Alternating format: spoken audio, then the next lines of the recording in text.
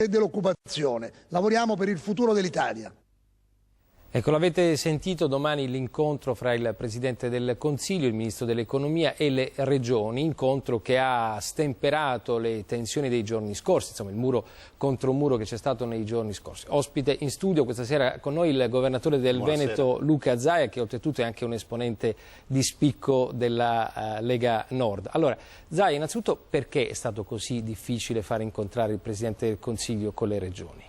Comunque l'incontro ce l'abbiamo, dobbiamo anche dire che il Presidente del Consiglio è appena rientrato da una serie di impegni internazionali e voglio vedere positivamente questa opportunità che ci viene data. Ecco, però ieri sia Berlusconi che Tremonti in una nota congiunta peraltro hanno detto chiaramente che i saldi restano invariati.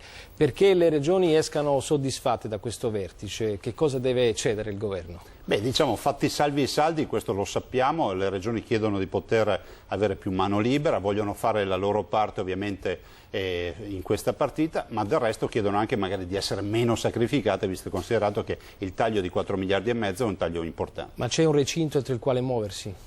Direi di sì, ad esempio io sto portando avanti da molto ormai la linea di tagliare ad esempio gli sprechi, tagliare le realtà sprecone e premiare le realtà virtuose. Ecco, voi avete infatti molto insistito sulla necessità di agevolare le regioni virtuose, ma in Italia, ci risponda con sincerità, ci sono davvero enti locali virtuosi?